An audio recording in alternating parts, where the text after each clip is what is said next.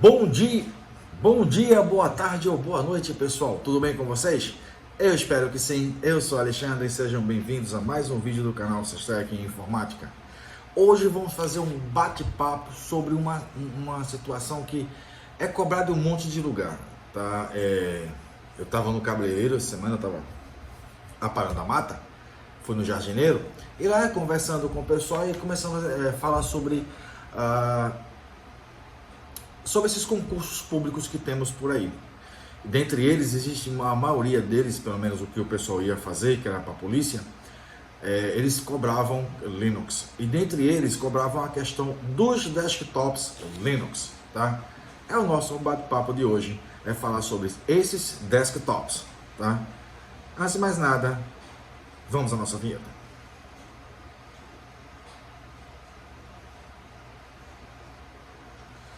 Inicialmente, eu vou dizer a vocês o seguinte: deixa o like aí nesse vídeo, tá? Se você não gostar do final do vídeo, certo? Você vai lá e tira o like que você colocou, certo?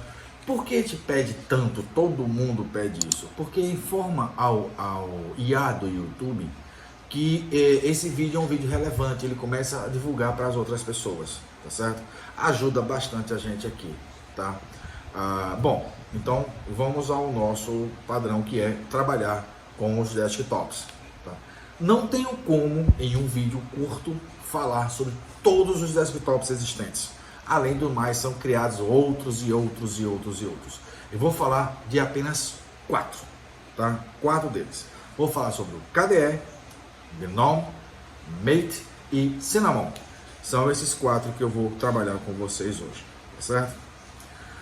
O desktop é um ambiente gráfico desde que foi criado no Lisa e aí ganhou terreno e muito terreno com o pessoal do Redmond, o próprio Windows, certo? Ele é na realidade um facilitador para usar o sistema operacional, usar o comando copy, usar o copy, que no caso do modo texto é um comando só, no modo gráfico são 2, que é um para copiar, o outro para colar, certo? Criar pastas, renomear arquivos, criar arquivos, abrir arquivos de uma forma fácil, simples e direta, como é que tem que ser para o usuário, tá? Eu sou um usuário, então para mim, se eu dou um clique em alguma coisa e ele me abre o que eu preciso abrir, por que eu vou para o modo texto? Não faz o menor sentido, tá? E a função do desktop é isso, tornar o uso do Linux uma coisa simples de trabalhar, uma coisa fácil de trabalhar. Se você, por exemplo, é um usuário intermediário da Microsoft, quando você entra no Linux, você, dependendo do desktop que você colocar, você não vai se perder tanto, porque é basicamente a mesma coisa. Se você for fazer uma análise fria, são iguais. Você pegar o Windows Explorer de um lado e colocar o Explorer do gráfico do outro, você vai ver que as funções são as mesmas. O copiar e colar é igual, o renomear é igual, remover é igual, mover é igual, criar atalho mais ou menos igual. Eu digo mais ou menos porque tem desktops que para criar um atalho você vai ter que rodar um pouquinho. Mas inicialmente vamos falar sobre o nosso amiguinho Mate.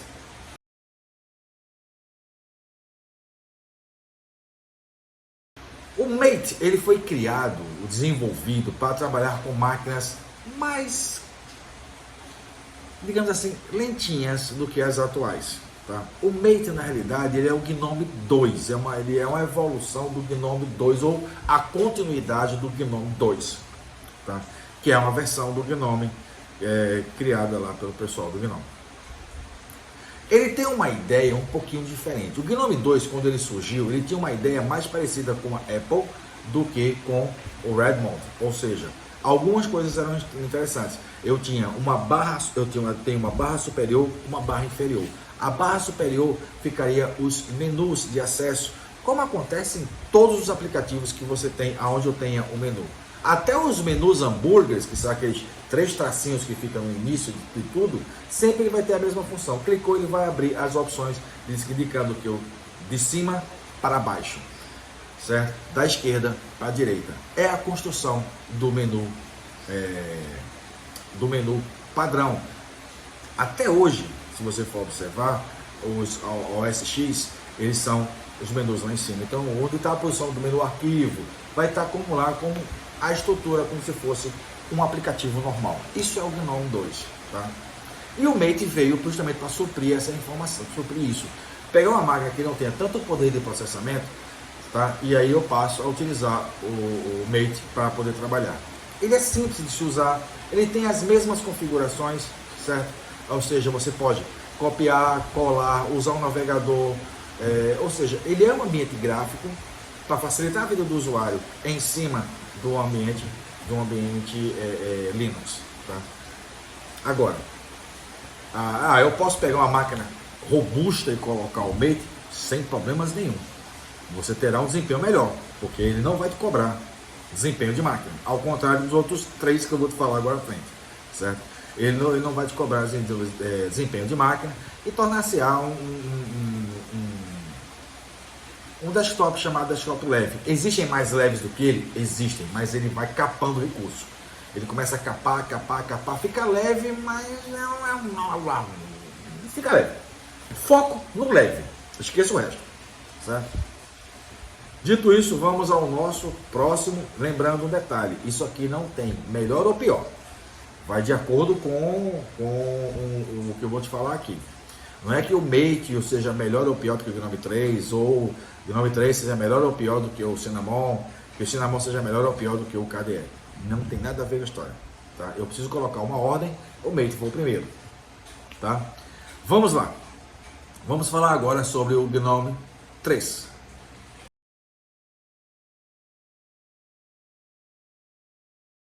O Gnome 3, tá? Ele é o upgrade do Gnome 2. E aí ele fez uma mudança radical. Ao invés de eu ter agora, eu tenho uma ideia agora diferente. Eu tenho uma ideia de atividades e não de um menu pré-definido. Eu vou ter os menus? Vou ter. Eu terei sempre esses menus. Eu tenho uma barra lateral na minha direita, certo? Onde fica guardado os acessos rápidos ou os acessos mais usados, tá? Fica aquela barra lateral, lembra muito o Unity, tá? Mas o Unity tinha uma outra função, aquela barra, tem uma barra lateral aqui, à minha direita, e essa barra lateral dá acesso aos aplicativos iniciais principais, certo? Se você apontar para o ponto esquerdo dele, ele abre os menus para poder você fazer a navegação em todos os aplicativos que você tem. Então ele gera um menuzinho baseado em cima disso, tá? Se você quer uma outra atividade, a atividade para eles seria basicamente a mesma ideia das desktops virtuais. Parecido com os desktops virtuais, onde você pode encher de informações em um desktop, mudar e vai entrar um limpo. Uma outra coisa que é correspondente ao Gnome 3 é que ele não tem atalho nenhum na sua área de trabalho. É zero, o atalho ali é zero. O padrão vem com essa barra lateral, o meu desktop totalmente limpo, facilitando a visualização, que é a ideia justamente do Gnome 3 é essa. Volto a falar, todos eles terão sempre um gerenciador de arquivos, aonde você vai colocar aqueles velhos padrões de copiar, colar, blá, blá, blá, blá, certo? O Alt F2, ele serve para poder você executar, é o Alt F2, meu pé, o F3, não, acho que é F2. Alt F2, você vai poder executar um aplicativo manualmente, eu quero, sei lá, o Firefox, ou o Google Chrome, ou não tem que você dar Alt F2, escreve o nome do comando e vai fazer uma pesquisa para você e traz esses comandos. Todos eles têm o gerenciamento de impressoras, gerenciamento de você colocar um pendrive, ele habilitar o pendrive para você trabalhar, tá? O Gnome 3, ele trouxe uma coisa interessante do Gnome 2 e juntou com uma coisa que o Unity fazia. No canto superior esquerdo fica o relógio, a conexão da internet, a conexão de tua rede, internet ou não, conexão da tua rede, tá? E outras como acesso, desligar, acessos rápidos e desligamento ficam no meu canto superior direito, tá? Informando que lá você terá como mudar de usuário. Eu quero encerrar uma sessão, então eu quero apenas trocar de usuário, tá? Lembre-se, o Gnome 3 ele cobra mais recursos da máquina do que o Gnome 2. Show? Vamos agora falar um pouquinho sobre o Cinnamon.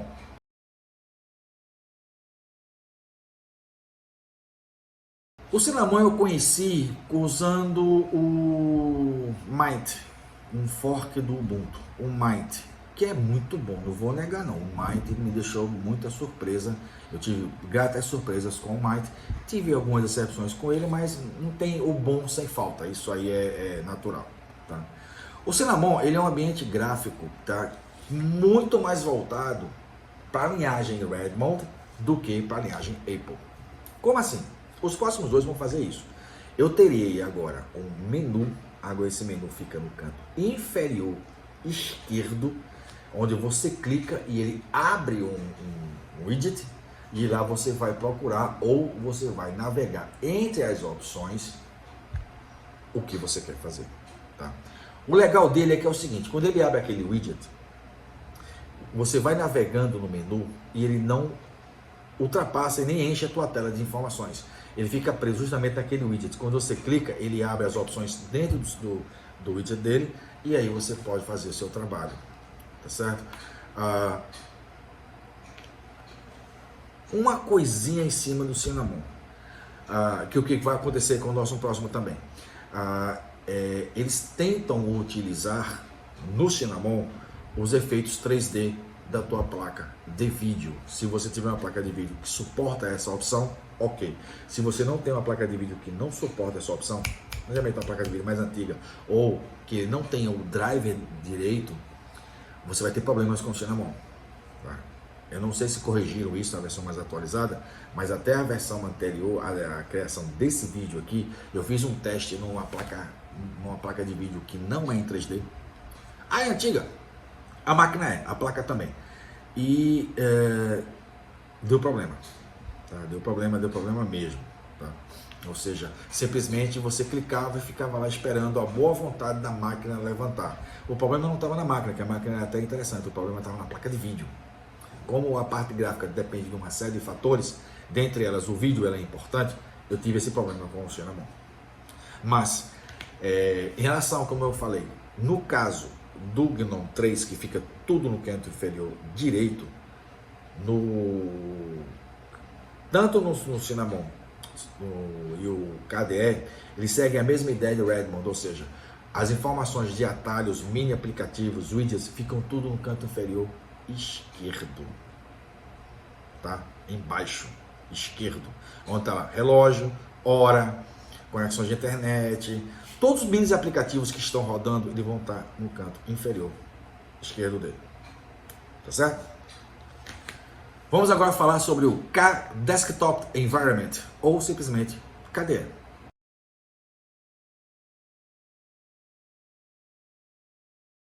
Esse eu conheço mais. Eu uso desde a sua primeira versão que eu conheci lá no século passado. 1900 e bolinha lá atrás. O KDE, ele foi o primeiro desktop que eu trabalhei. Horrível quando ele estava, se você comparar com o que ele tem hoje, tá? O KDE tem uma ideia um pouquinho diferente e tenta trabalhar, assim, num grosso modo, duas coisas. A atividade que você vê no GNOME 3 e o que você encontra no Cinnamon, tá? Ele tem também um menu chamado menu K, que fica do seu canto inferior esquerdo, e quando você clica, ele abre. Ele tem vários menus que você pode trabalhar, mas basicamente é esse aqui, o padrão dele. Você clica, ele sobe e aí ele vai te dar as opções, tá? Do que você vai ter que trabalhar. A barra de tarefas dele é embaixo e no canto inferior direito estará os widgets que você tem que trabalhar. Relógio, conexão à atividade de internet, som, mini aplicativos que vão estar rodando, tudo lá embaixo. Porém, ele tem uma coisa chamada Plasma. Esse Plasma, além de você ter atividades, eu tenho também mini aplicativos chamado Plasma Desktop. O que seria isso? Seriam mini áreas que você poderia colocar na tua área de trabalho, onde dentro delas seriam independentes da área de fora. Ou seja, ele colocaria num desktop apenas pequenas áreas que você poderia criar. Eu quero criar uma Plasma Workspace aqui. Essa Plasma Workspace aqui eu posso colocar atalhos aqui dentro, certo? Eu posso colocar, criar arquivos, pastas, e ele não estará ocupando, ele não está ligado diretamente à minha área de trabalho, e sim somente essa área de Plasma. Foi uma ideia que não pegou. Eu sei que é estranho, mas não pegou mesmo. Eu também não uso. tá? O KDE é um dos poucos que é muito configurável. Os outros têm configurações? Tem, mas não chegam, ainda roda um pouquinho, porque o KDE é um dos mais antigos, então ele passou por muitas modificações e é muito configurável, então você pode configurar um monte de coisa nele. Tem até uma brincadeira que o pessoal fala assim, o KDE é cheio de truques, e o pior que ele é mesmo. Porém, para ter esses truques, ele cobra da máquina, cobrando. Não chega a ser tão pesado como o Windows 10, como o Windows, não sei o 11 ainda, eu tô baixando ele, no Windows 10, o Windows 8, não chega a ser tão pesado como aqueles caras ali não. Mas, em relação aos que os outros que estão aqui, ele é o mais pesado, é o que mais cobra memória, o que mais cobra desempenho de máquina. Se você tiver qualquer core, ok, vai funcionar sem nenhum estresse. A AMD tem alguns probleminhas de desempenho com ele. Por quê? Faço a menor ideia e nem procurei saber por quê. Porém, não meu ver, como desktop, para o usuário final, ele é o cara. Porque ele é muito parecido com o Windows. Tem um amigo que ele fala assim, KDE é para usuários do Windows que é frustrado. Eu discordo dessa frase, porque eu uso. Mas, tá lá, certo? O KDE tem, quando você inicia ele, logo no início, ele tem sim uma área de trabalho, no padrão atual, no padrão anterior eram os plasmas, mas como viram que o pessoal estava se enrolando, não estava fazendo sucesso, eles tiraram, você pode até utilizar, eles tiraram, mas deixaram o desktop lá. Você tem atalhos pré-definidos como lixeira, pasta pessoal, algumas navegações estão lá funcionando. Mas, quando você trabalha com o KDE, você tem o Dolphin, por exemplo, que é o gerenciador de arquivos dele, que tem umas coisas interessantes. Você cria áreas, certo? E você pode dividir essa área para trabalhar. Tem um monte de recursos, tem um monte de trabalho, tá? Bom, gente, essas são as 4 que eu prometi a vocês a falar, as 4 ambientes gráficos utilizados pelo Linux, tá? Que eu vou falar aqui. Existem vários, existem um monte, vários. Cada um com suas vantagens e desvantagens, cada um com um truque novo e outros com um truque antigo. Muito obrigado mesmo, tá certo? Não é inscrito? Se inscreve aí, ajuda a gente nesse material, tá certo? O que eu posso dizer para vocês aqui é o seguinte, ponha Jesus no seu coração, tá? E seja feliz sempre. Um abraço a todos, até o nosso próximo vídeo.